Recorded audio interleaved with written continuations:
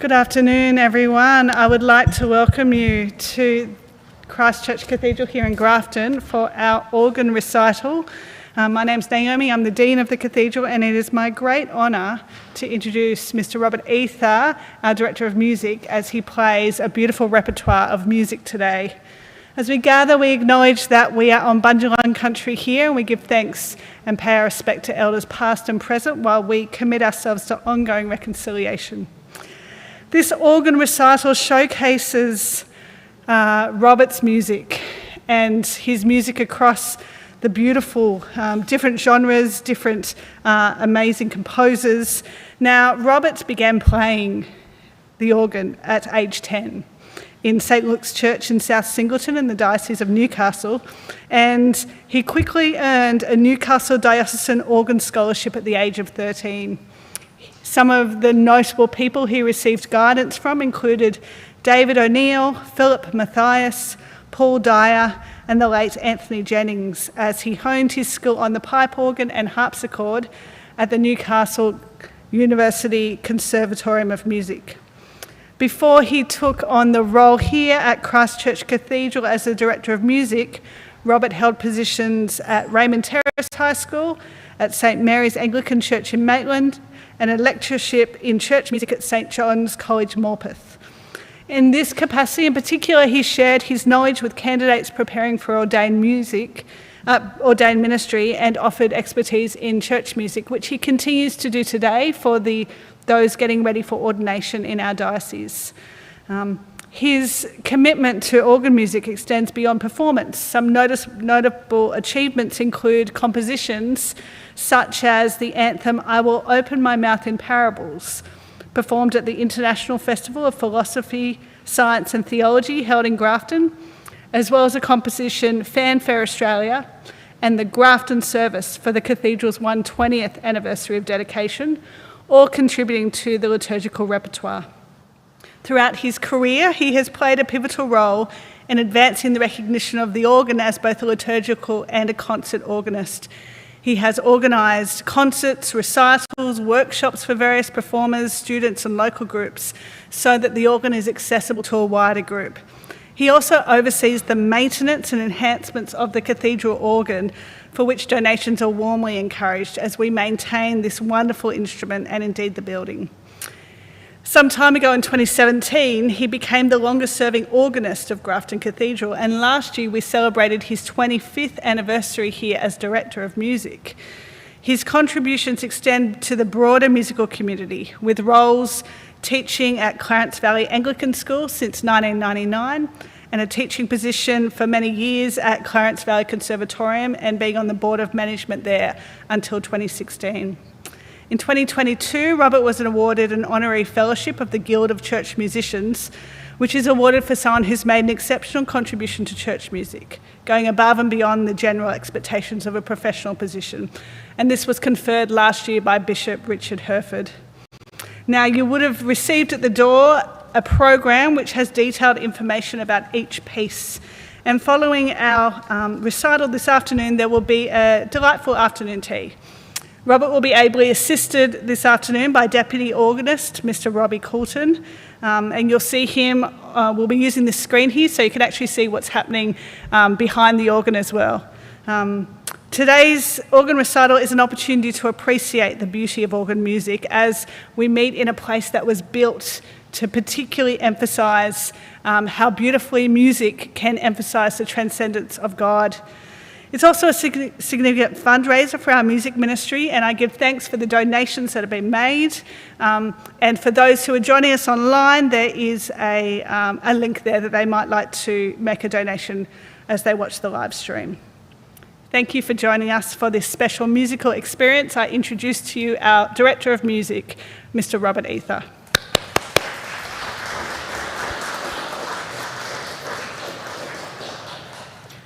Thank you, Dean Naomi, for that welcome, and may I also extend a welcome to you here to the Cathedral today.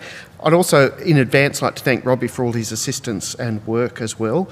But I also need to publicly thank our organ builder, Mr. Ian Brown, who, after singing in the choir this morning at the service, we stayed behind for a while and did some fine-tuning, tuned the reeds. The organ hasn't appreciated the warm weather, so he stayed behind for about an hour and a half this morning helping tune the organ, so it's in fine form for us this afternoon.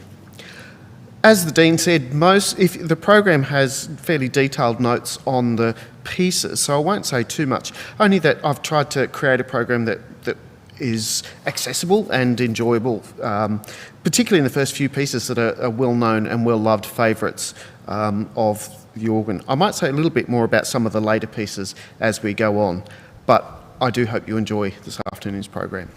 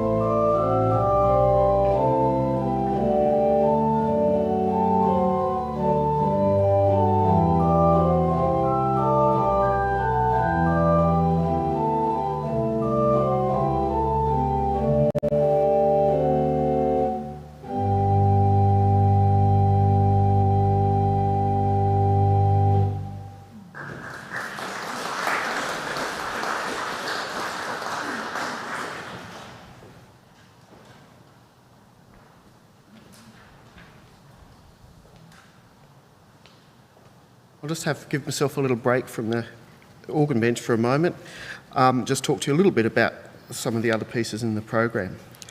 So the next piece goes quite smoothly from the Bach, the Mendelssohn.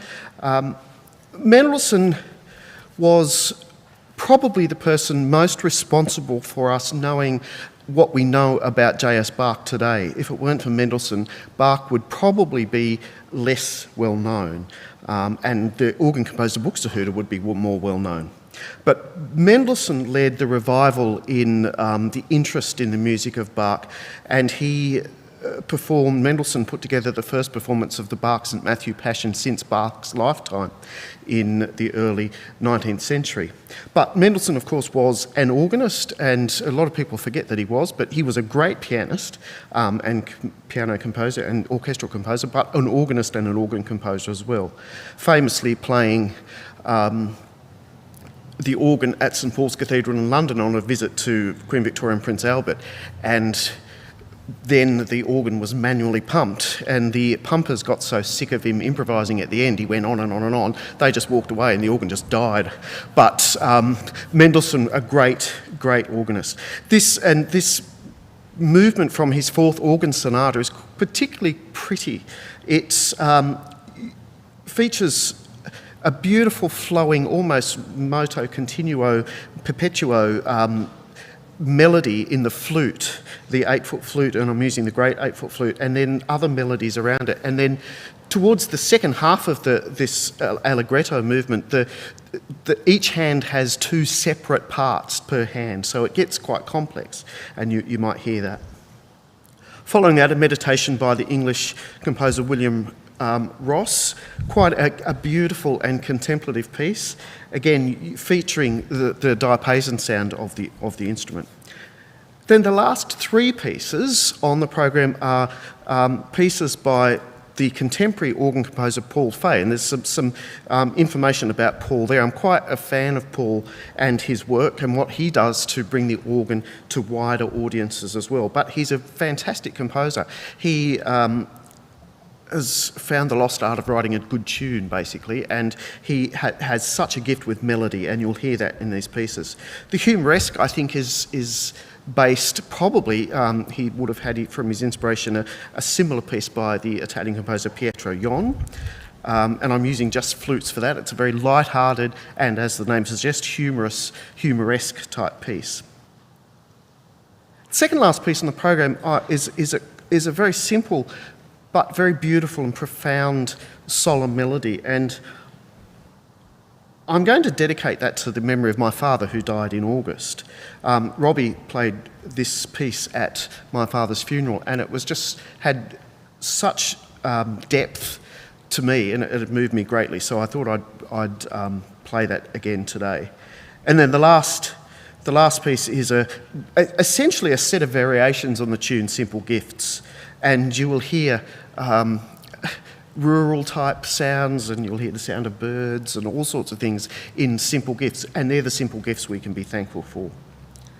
Okay, I won't talk anymore, but I'll play. Hope you enjoy the last part of the program.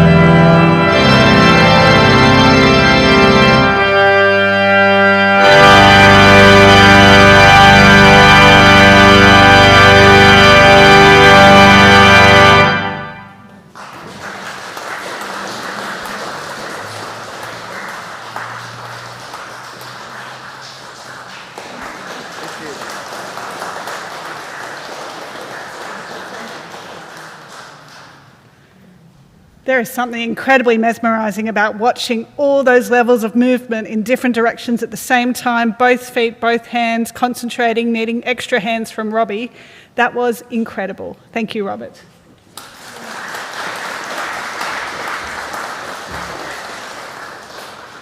We're very blessed to have Robert's music ministry here, and usually his ministry is very contained within our liturgical traditions, and then every so often it explodes in these beautiful recitals, and it's a great joy to have them. Next year I hope to have that we might be hosting some more recitals. We're also planning on some even songs next year throughout the year. The music team that Robert heads up are a dedicated group who are always willing to add more to their numbers, but it's very humbling as the priest in charge here to be working with such a professional and such a delight. Thank you for joining us this afternoon. Following our recital, there is a complimentary Devonshire tea that Mother Camellia has prepared, so thank you to her. And there are some cold refreshments for sale on the other side. So thank you for everyone for joining us, and thank you to our tremendous organist today, Mr. Robert Eather.